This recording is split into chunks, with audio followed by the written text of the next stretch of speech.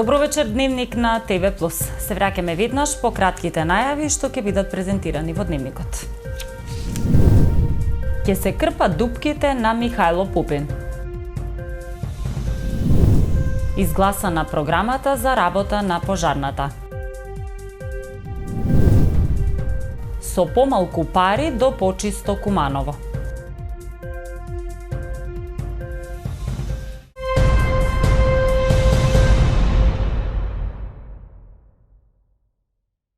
Улицата Михајло Пупин првично ќе биде опфатена со пролетното крпење на дупките, а доколку се обезбедат финансиски средства наредниот период, може и целосно да биде реконструирана, беше речено на денешната седница. Советникот Сашо Стошевски ги праша надлежните. Зошто улицата по реконструкцијата на водоводната мрежа не е асфалтирана како што беше претходно? Зошто по реконструкцијата на водоводната мрежа улицата Михајло Пупин во населба Перо Чичо не е вратена во првобитната положба, праша советникот Сашо Стошевски на денешната седница. Надлежните од секторот за комунални работи, инфраструктура и сообраќај во општината со одговор дека улицата ќе биде опфатена со пролетното крпење на дупки, а доколку општината во иднина има финансиски можности, Михајло Пупин целосно ќе биде реконструирана. Го разгледав извештајот и само би се навратил на една точка, тоа е реконструкција на водоводна мрежа на улица Михајло Пупин во должина од 618,58 метри во Куманово. Тоа станува збор за улица во населба Перо Чичо, во која се наведува дека завршување со градежни работи е 6.11.2019 година. Сега таа улица е во катастрофално лоша состојба. Нели треба по завршување на реконструкција на водоводна мрежа истата улица се врати во првобитна положба кој што беше, за да можат граѓаните на тие 3-4 околни населби нормално да функционираат. И самите знаете дека е во катастрофална состојба и логички беше да по завршување на градежни работи повторно се асфалтира, се стави стој асфалт и така натаму. Се однесува за реконструкција на водоводна мрежа, точно е во техничка документација и апликација што беше, тоа беше со должина од 320 метри. Меѓутоа,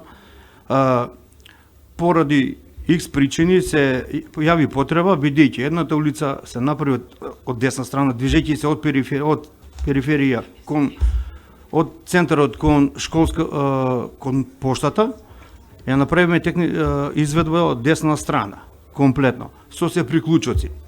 Требаше да се прават премини на наведената улица, да кажеме на 10 метри, затоа направиме ние еден премин во почетокот на улицата и еден премин кај пошта. Значи, направиме уште 320 метри нова водоводна мрежа. Асфалтот не беше вратен во првобитна положба, бидејќи постои опасност.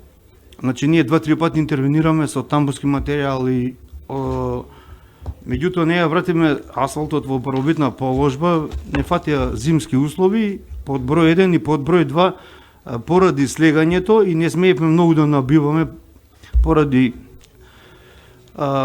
бидејќи водоводната мрежа е плитка со се приклучоци 80 до 100 см, слегањето сега е направено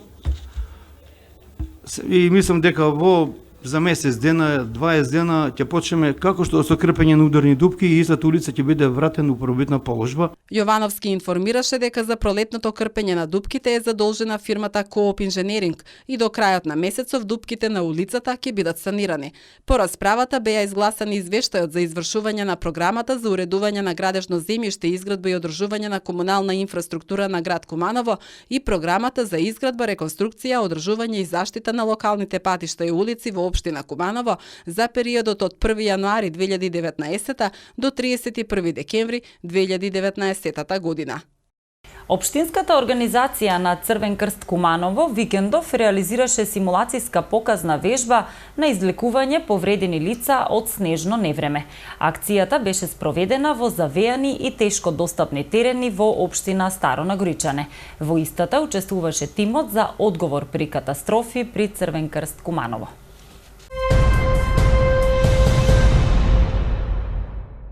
На денешната седница на Советот, без поголема дискусија, се изгласаа годишниот извештај на територијалната противпожарна единица Куманово за минатата година, но и програмата за работа за тековната година.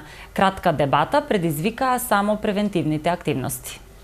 Членовите на Советот на општина Куманово на денешната седница без подолга расправа ги усвоија годишниот извештај на територијалната противпожарна единица Куманово за минатата година, но и програмата за работа за тековната година.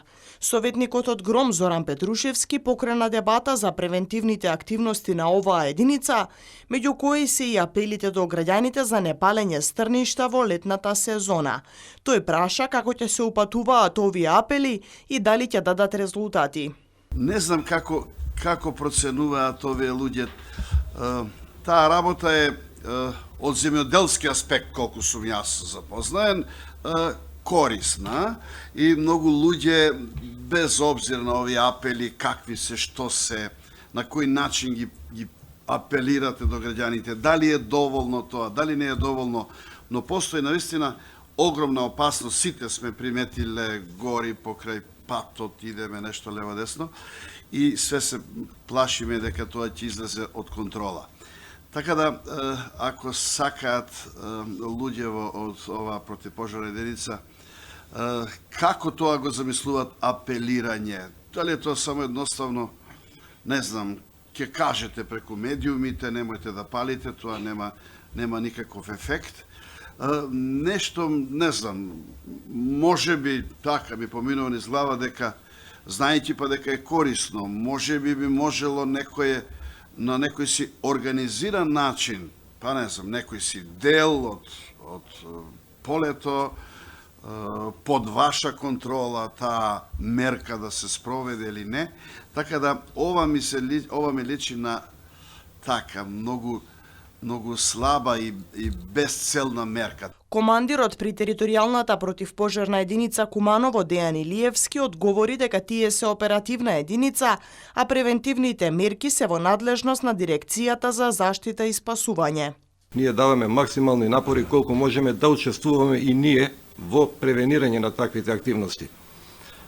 Не би се согласил дека може да се врши палење контролирано, да речеме, во наше присуство, бидејќи се работи за огромна површина, така да ние не може да постигнеме да бидеме секаде присутни.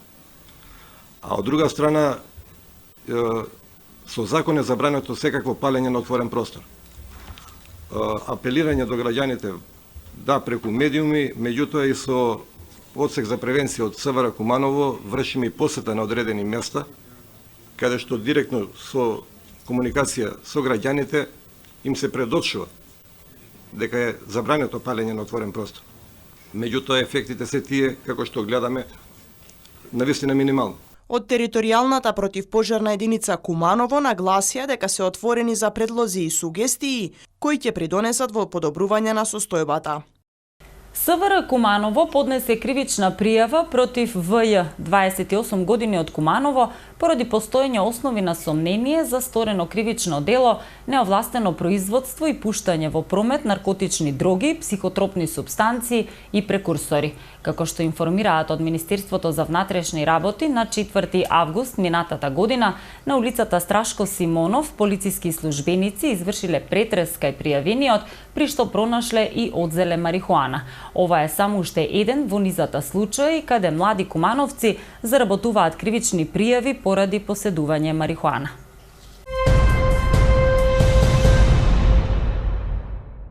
Советниците денеска изгласаа намалување на обемот на работа во делот одржување јавна чистота на јавни сообраќајни површини и во делот за градско зеленило. Како резултат на ова се намалува и износот кој ќе го добие јавното предпријатие од општината за реализација на програмите за 600.000 денари.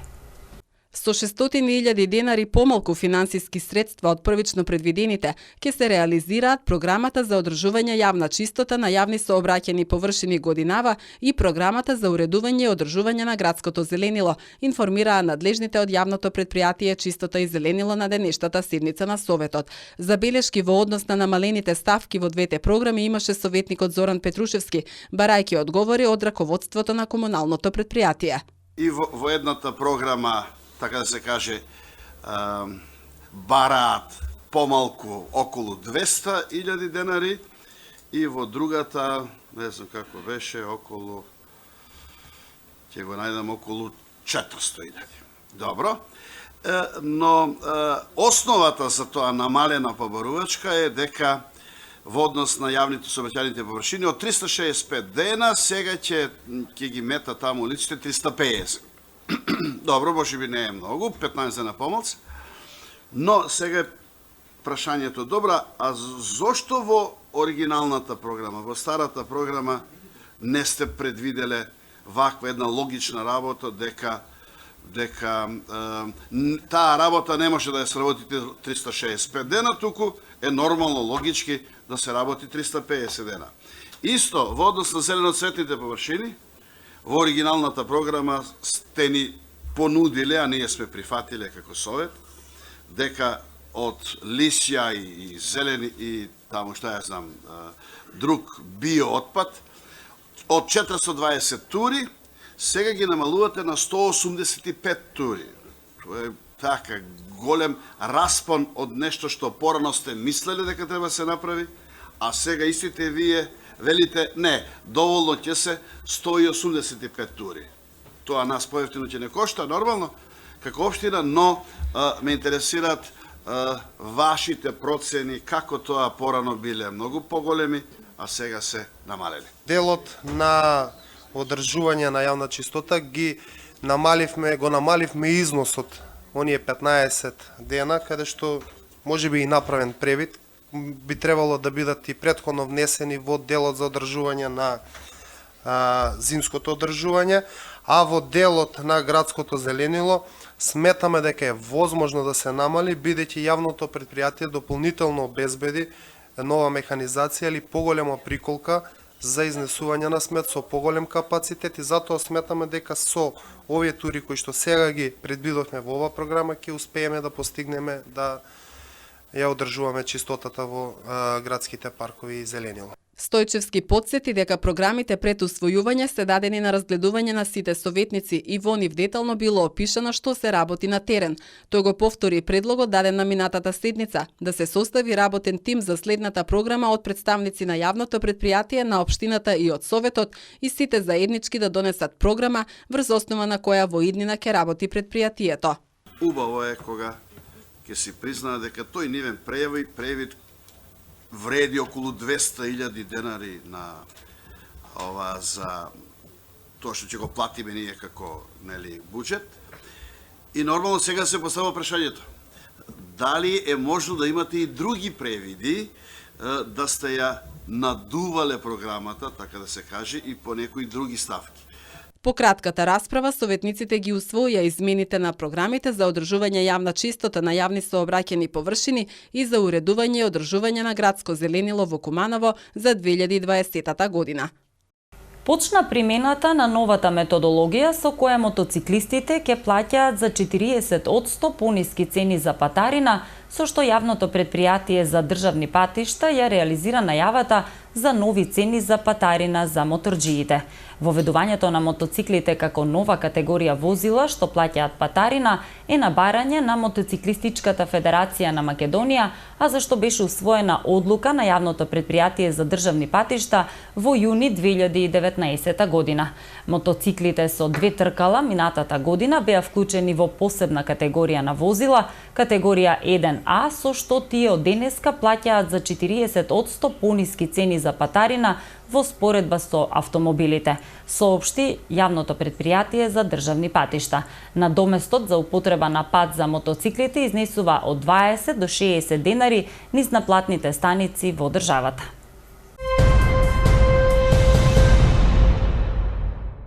Во продолжение одиме со вестите од Македонија. Собраниската комисија за надворешна политика денеска едногласно го поддржа предлог законот за ратификација на Северноатлантскиот договор, пошто треба да се усвои на денеска закажаната свечена пленарна собраниска седница со присуство на целиот државен врв и на високи представници на земјите од регионот, како и од парламентарното собрание на НАТО. Како што образложи заменик министерот за надворешни работи Андреј Жерновски, Северноатлантскиот договор содржи 15 члена страна, од кои колективната одбрана се смета за главен принцип или темел на сојузот.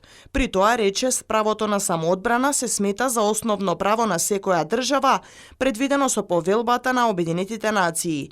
Важно е да се напомени и дека според членот 3 од договорот, секоја од државите во овој сојуз треба да изгради и да поседува сопствени одбранбени капацитети, како и дека страните ќе ги развиваат исто така и колективните капацитети за спротивставување на вооружените напади.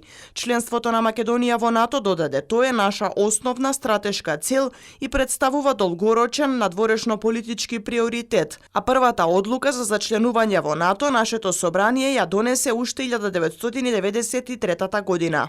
Се предвидува денешната ратификација, која предвреме се ратификува поради предвремените парламентарни избори на 12 април, да стапи во сила со денот на објавување во службен весник, а по ратификацијата на Шпанија.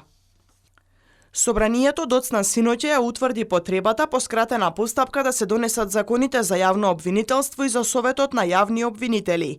Сега расправата за овие закони преминува во Собраниската комисија за европски прашања и во Законодавно-правната комисија.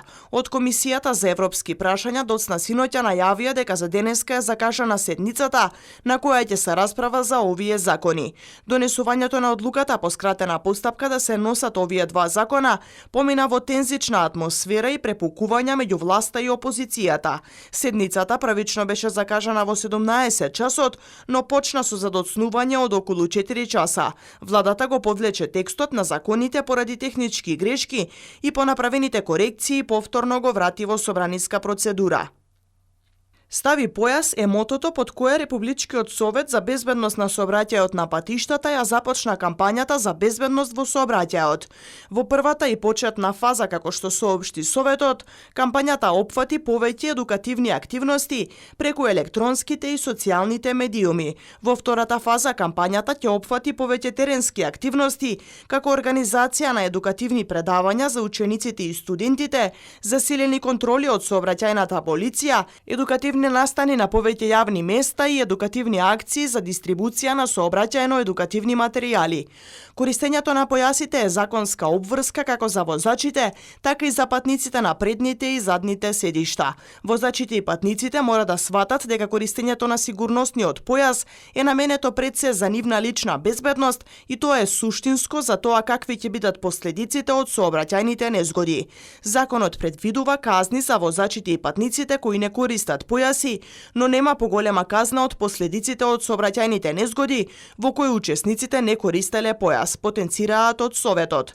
Оттаму соопштуваат дека истражувањата и проценките покажуваат дека помалку од 40% од возачите користат сигурносен појас. Тој процент е уште помал кога станува збор за сопатници на предното седиште кои користат појас. Бројот на патници на задното седиште кои користат појас е приближно еднаков на 0. За споредба, стапката на користење сигурносен појас на предните седишта во земјите во Европската Унија е околу 90%, а на задните седишта од 60% до 70% и ова го смета за сериозен проблем, стои во соопштението. Истражувањата покажуваат и дека во помалите градови помалку се користи појас во споредба со Скопје и оти кога возачите и патниците патуваат на пократко растојание во населено место, помалку користат појас во споредба со патувањата кои се реализираат на подолга дестинација надвор од населено место. Ваквата состојба, велат од Републичкиот совет, мора да се промени. 50% од возачите кои животот го загубиле на патиштата загинале поради тоа што не користеле појас. Односно, истражувањата од релативните меѓународни организации покажуваат дека сигурносниот појас го намалува ризикот од фатални последици при сообраќајна незгода за 50%. Младите лица до 23 години од вчера во центрите за вработување можат да аплицираат за младински додаток. Законот за младински додаток е објавен во службен весник и веднаш влегува во сила. Младинскиот додаток е дизајниран, како што се посочува во соопштението од кабинетот на дополнителната заменик министерка за труд и социјална политика, не само да ја зголеми младинската вработеност, туку и да овозможи подобро платени работни места за младите луѓе. За исплата на месечниот додаток од 3000 денари за 2020 година предвидени се 160 милиони денари и се очекува да го примаат околу 4000 лица.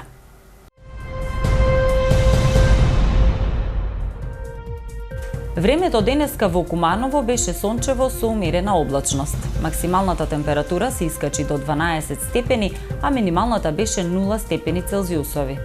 За утре метеоролозите најавуваат постудено време. Дневната температура ќе достигне 9 степени, а утринската ќе биде до -3 степени.